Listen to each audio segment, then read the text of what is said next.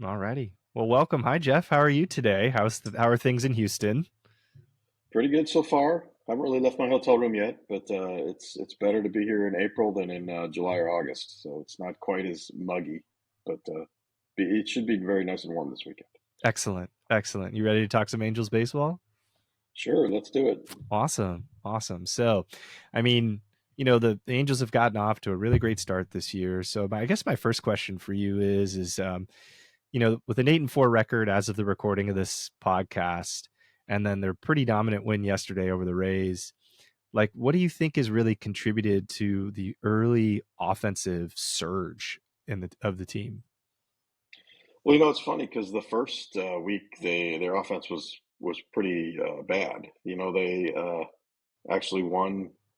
I want to say their first three games with about 6 runs, and everybody was wondering, "Oh my gosh, what's happened to their offense?" And still, they have some guys that aren't really hitting. I think that they're just they've won 4 1-run games, so they're getting just the right offense when they need it, and you know they've really only had 2 games where they've just really exploded offensively and won easily.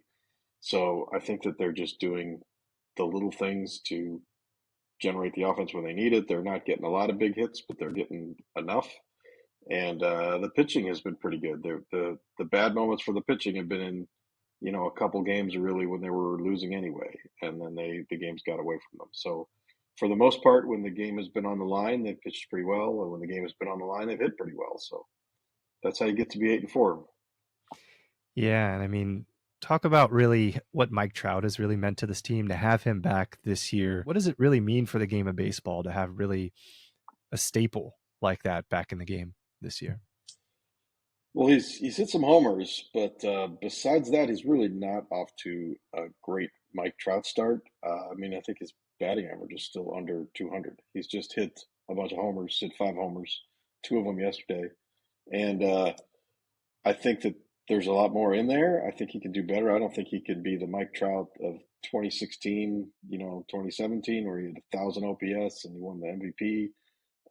But I think he could definitely be the Mike Trout who has a 870 to 900 OPS, which would be great for the Angels. And if he just plays, that would be a huge boost for the Angels and take pressure off a lot of other people and give teams something to think about. So, he's played in every game so far, and that's, it's kind of like, I don't want to say a miracle, but it's just something that you have to appreciate because we haven't seen it too much. But, this time last year, he was playing every day too. He made it to the end of April, and then, of course, he got hurt. So, there's going to be sort of fingers crossed the whole time about him because he's had so many injuries. But as long as he can stay out there, then that's really going to help them. Yeah, and earlier in the season, you wrote about how he was trying to really make some adjustments in his swing, getting his hands rolling over his hands. I mean, in the clubhouse, and really just amongst the team from what you've seen so far and reported, what do you think that the presence of just having Mike Trout in the clubhouse has really meant to the Angels this year? Yeah, I mean, it means a lot. Like I said, there's, Taylor Ward, for example, was pushed into a lot of big run production moments, batting in the middle of the order before when Mike Trout was out. And Taylor Ward's a good hitter, but I just don't think that that's really his best spot. I think he's better as kind of a complimentary player, and he's a very good complimentary player. And I think that when you have Mike Trout in there, then guys get pushed into the roles that they're more comfortable in. Logan O'Hoppe is another guy that, when he was hitting third or fourth last year, it didn't go so well. And it's, it depends who you ask what the problem with that was. But I think there's no question that if he's hitting fifth, or sixth, then that's a more comfortable spot for him. And, it just everybody is in a more comfortable position when you have Mike Trout in the middle of the lineup. So I think that they are just hoping to keep him there as much as they can. And I want to talk a little bit about Joe Adell as well. I feel like fans have really been waiting for that breakout year this year, right? I mean, um, so what do you think has kind of led to his it seems that he had a pretty monster inning in the in the last game against the Rays. So do you feel like he's finally breaking out, or he's really on the precipice of that? And what do you think it really means for Joe Adell and the team this season? Well, I mean, first of all, I think Joe Adell, he just turned 26. He's had like 700 at bats in the big leagues, 800. Uh, I think that there's probably not like a real breakout to where he's going to become like an all-star type player. But I think what we saw at the end of last season, after he changed his swing, he had a big leg kick and he changed it to like a toe tap. So he basically kept his foot on the ground the whole time. And he hit a lot better after that. He had about a 770 OPS. And I think that if he can just do that and be that player forever, that would be great. The Angels would love that. Right now, they've got him hitting eighth, and I think it's perfectly happy if he can produce a 770 OPS at the bottom of the order, and he can catch the balls in center field. I think that's a winning player, and the Angels would love to have that. Right now, he's not quite to that because he started off kind of slow, but you hit two homers in one inning, and it'll jump your numbers up quite a bit. So, if he was starting to get rolling a little bit and gets more towards that, 770 number, I think that would certainly help. And I think he certainly can do it. I think there was enough sample size of him doing it last year that we can have some faith that he can be that. It wasn't just like 10 games. So it remains to be seen if he gets there. But it was certainly a good first step yesterday. Yeah, yeah, and I think to your point, right? You'd mentioned I don't really see him as right at a perennial all star, right? But if you can get like a 220 to 250, right? You know, 750 OPS. I think the Angels would be happy with that. And let's hope that he's on his way to that now. Because again, I feel like fans have really been craving that, right? And you know, Kyren Paris. I think that's something that I really want to talk about here because, you know, Ron Washington has him batting seventh, right? He likes him right where he is. Some people think that he should be higher in the lineup, right? But what do you think has really led to really his rise this season, and what has been the overall vibe around the club? Well, Kyren Paris has been pretty incredible. You know, it's a very small number of games, so you have to always remind yourself that, and splash water on your face, and remember that all the time. It's a very small number of games, but he also had a good spring training, so that makes it a little more believable. And it's the numbers have been so good that even if he comes down, that's still pretty good. So it's the difference between hitting 300 over 10 games and getting excited, or hitting 450 over 10 games and getting excited. Once you cool down from 450, you're at 300. When you cool down from 300, you're 220. So that was a big difference from that. I think that basically what happened is he, over the winter, he went to a swing guru, one of these guys that's sort of the hitting coach to the stars, so to speak. He's Aaron Judge's hitting coach, and he just changed a lot of things about his swing, and it's helped him to get more consistent. It's helped him to unlock more power, and so far it's working. And the Angels are going to keep him in there and ride him as long as it goes. And like you mentioned, he's hitting seventh now, and I think that they want to leave him there until he does this a little longer, because hitting in the big leagues is hard, and if you're hitting in the big leagues and now have the expectations of your teammates and everybody that now you're the leadoff hitter, the number two hitter, or something like that, that just makes it even harder. And there's nothing wrong with having a really good hitter in the number seven spot, because it keeps the lineup moving, and so far it's worked. So I think for now we're going to see that. Maybe a few weeks from now, if he's still going this well, maybe he'll creep up to sixth or something like that, or we'll just have to see. But I think that would be a good problem for the Angels if Ron Washington keeps getting bothered about why he doesn't move Kyren Paris up. I think that's a headache he would love to have.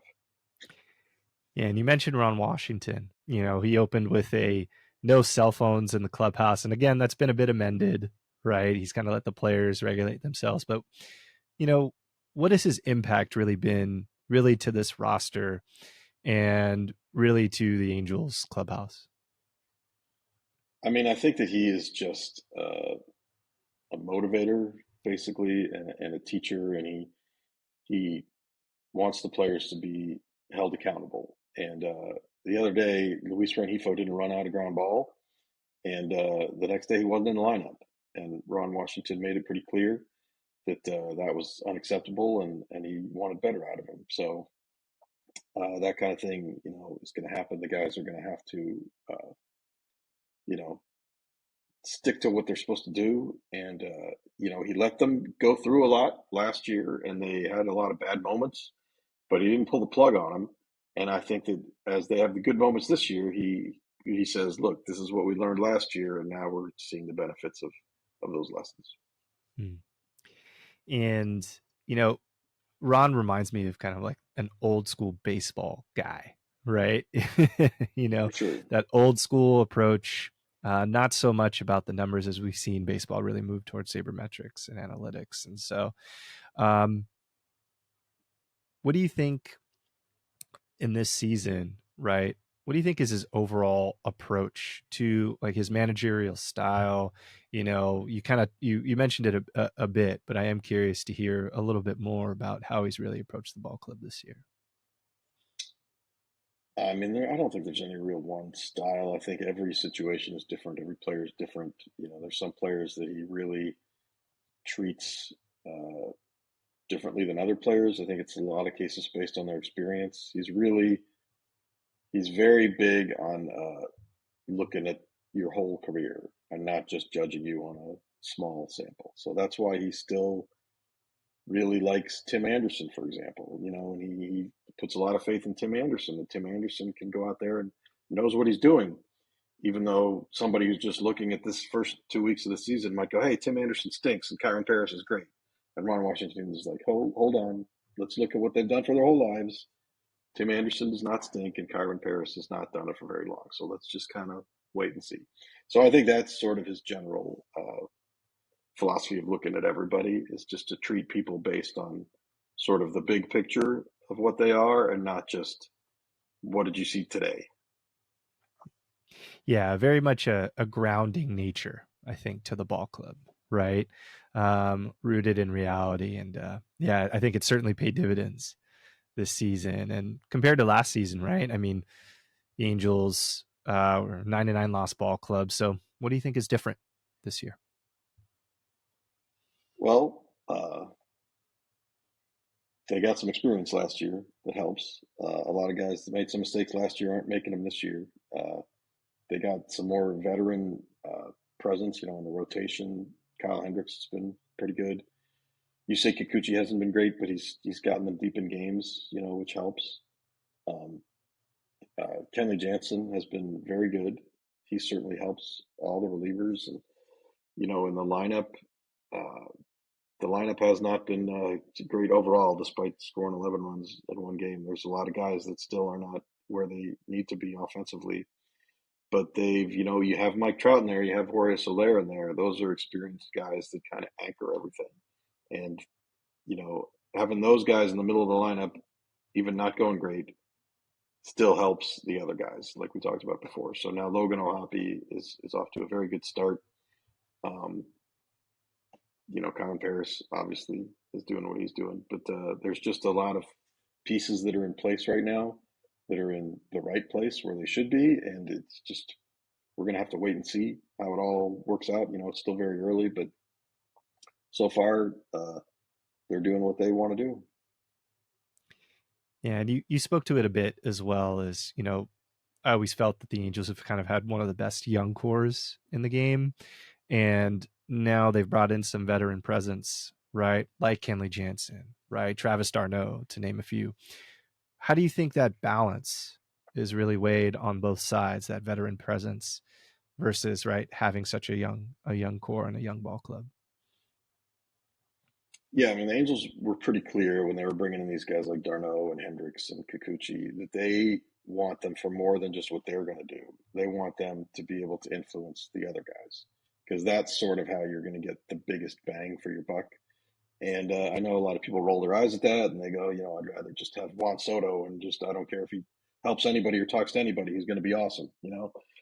Well, the guy cost $750 million. So what the Angels are doing is, Kyle Hendricks, they're paying $2.5 million, and if he's helping Reed Detmers, that's going to help a lot. And Kyle Hendricks has actually been pretty good. So the same with Travis d'Arnaud. They really think that they can help those guys, and then those guys who are young, you get a lot more out of them. So I think that that's what they've tried to do. They've tried to do that in the past, and it hasn't worked so well because the guys they brought in have just been really bad. And there's only so much teaching that can overcome your own poor performance. But in this case, these guys, if they can just perform well enough and teach the other guys, then that is definitely what the Angels would like to see. Yeah. Yeah. I want to talk a bit about, speaking of that young core, I want to talk a bit about Zach Neto. Where do you think he is as far as his rehab assignment, and how close is he to coming back? Well, it's April 11th as we're recording this, and April 20th is the last day that he can be on a rehab assignment by the rules. It's a 20-day limit. He started April 1st. So I think you can kind of circle that date and say, well, it's going to be over by then. Could it be over a little before then? Possibly. I wouldn't think it's going to be over very much before then. So I think the Angels' next homestand starts on the 18th, I believe, a week from today. So I would say that's probably the earliest that we would see him. So I think probably one of the days between the 18th and the 21st. I think that's probably the most likely scenario that he comes back. And if also they could just option him at the end of 20 days if they feel like he's still not ready, they could just end his rehab assignment and option him, have him stay down there for a little longer. But I would be very surprised if they do that. So I'm going to say that window between April 18th and April 21st is probably when you're going to see him. Yeah, and so as this roster is kind of balancing itself out and such, um, who are a couple of players that we should really pay attention to this season? I know we've talked a bit about Kyren Paris, right? But in your eyes, who do you believe, is really, if I was to go to a game or look for in all of 2025, what team, or excuse me, what player should we watch this season? I think Nolan Shonowell is a guy who's really interesting because if you talk to the Angels people, privately, there's Ohapi and there's Neto and they love all those guys, but Shonowell is really the guy that they feel like might have the highest just pure hitting upside of any of them because of how good he was at such a young age. He's younger than those other two guys. He was barely in the minor leagues, and he's just got such good plate discipline, bat to ball skills. And now that he's improved his bat speed a little bit, I think they really feel like he can make a big jump. And I don't think he's ever going to be like a 40 homer guy, but you can get yourself to 25 homers without uh, just by being smarter about the pitches that you try to hit out. Basically, when you get to a certain count and a certain pitch is coming, don't just try to flick it into left field. Really try to spin on it and pull it into the right field seats. And like I said, it doesn't take you being stronger or having a better bat speed to do that. It just takes you knowing when to do it. And I think that that's the experience that they think he's going to get. And if he can do that, if he can hit 25 homers, and he can have the good plate discipline and the good on base percentage, all of a sudden that's a really good player. And he's still very young, so you can have him for a long time. So I think that's a guy that they're really excited about.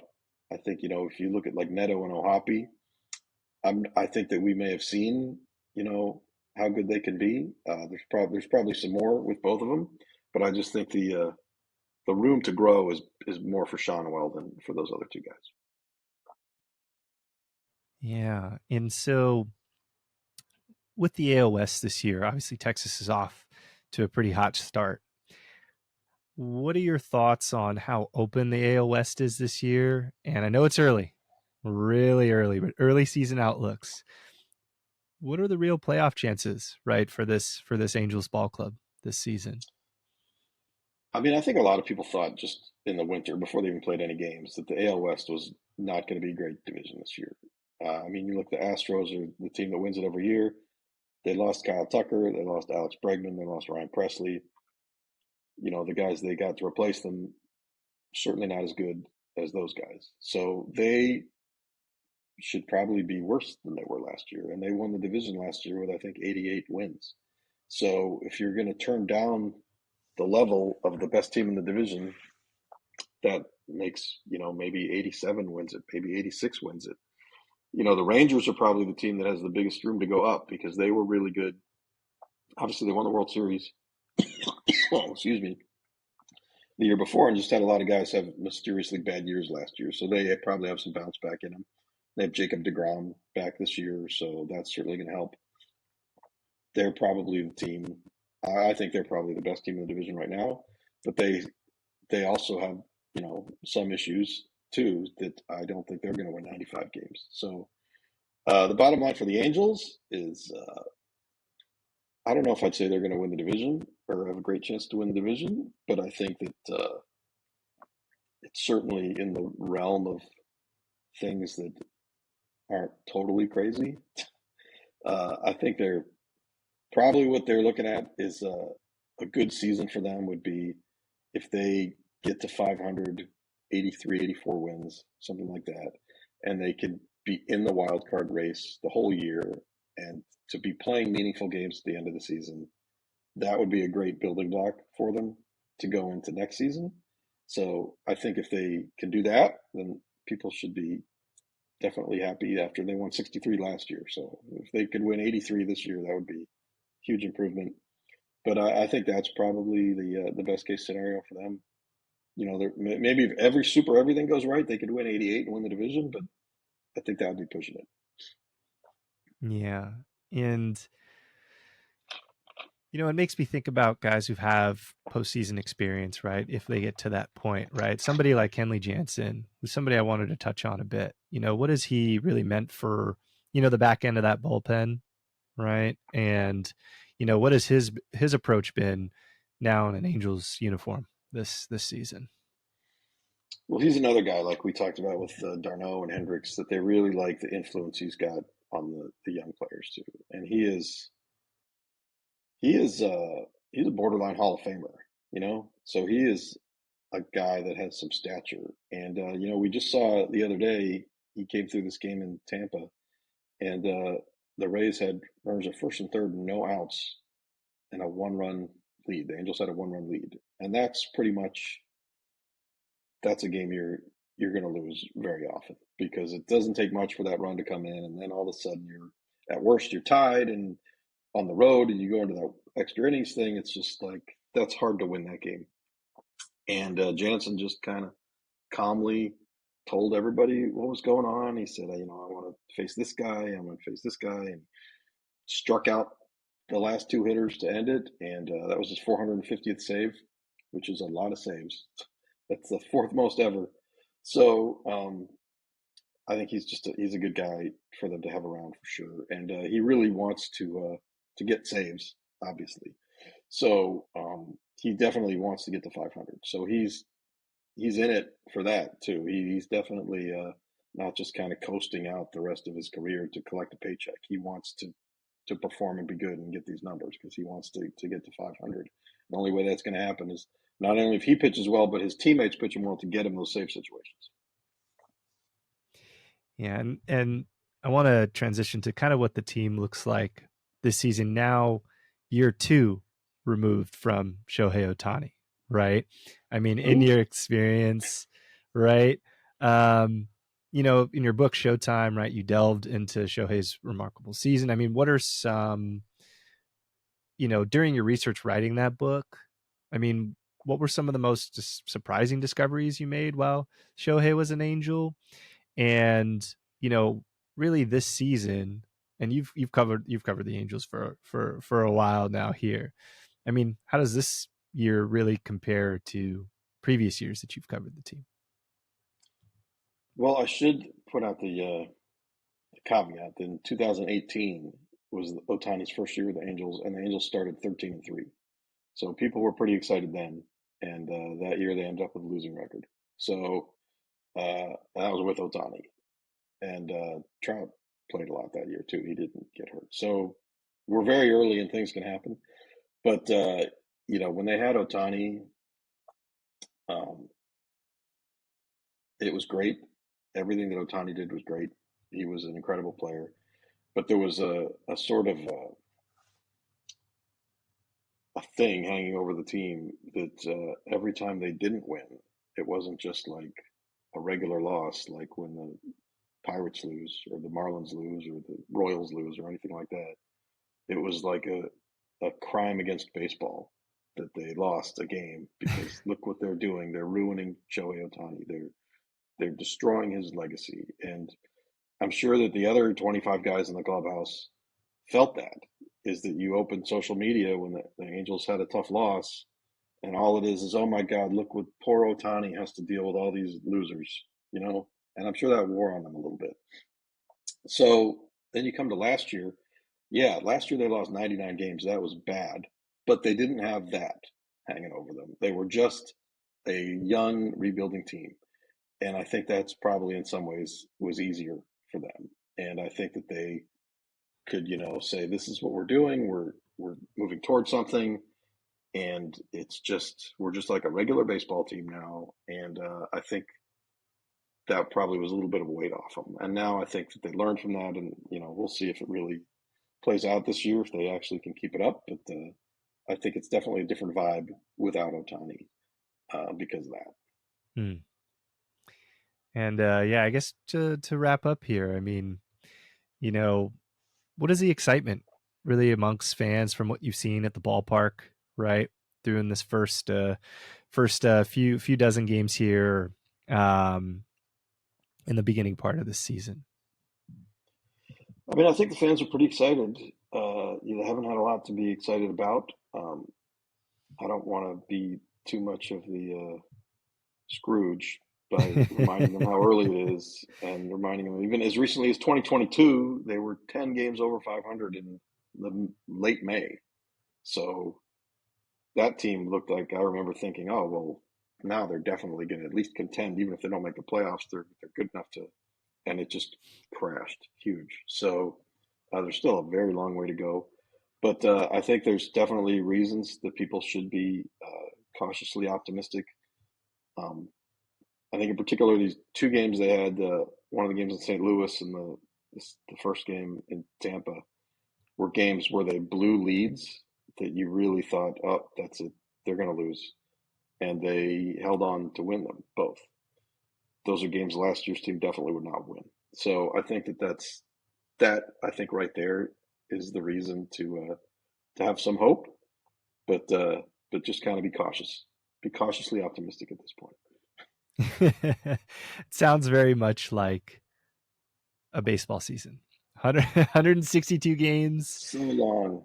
Yes. It's funny. This is a little bit of a tangent, but I remember talking to some of the other writers in spring training about how, like, remember last year when we were in spring training and we were talking about all these things that were issues or whatever. And then by the end of the season, they were just so far removed from being relevant because 16 other things had happened that made that thing that we thought was going to be a big deal like a zero. And so that's just the way the baseball season goes. It's just a super long thing that lots of players go up and down and get hurt and get traded. And some guy that you thought was terrible is really good, and some guy that you thought was good is really terrible. And you just have to kind of enjoy it and watch it as it goes and not try to look too far ahead. Yep. Enjoy the ride. Well, Jeff, we appreciate your time. Thanks for joining us. And yeah, thanks guys for watching. Appreciate it. Thank you.